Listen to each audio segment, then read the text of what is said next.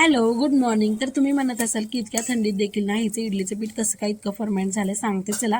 तसं तर पीठ ना मी आईकडूनच दळून आणते आणि त्यानंतर ह्यामध्ये ना ह्यावेळेस मी गरम पाणी घालून ठेवलेलं आणि त्यामुळेच ना इतकं छान असं पीठ ना फर्मेंट झालेलं.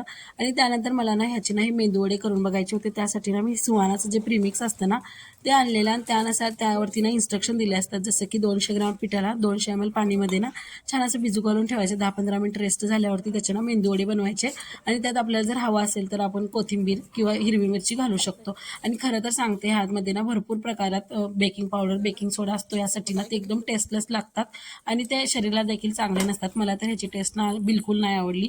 आपण जरी घरी केलं ना तर ह्यापेक्षा देखील ना छान मेदूवडे तयार होऊ शकतात.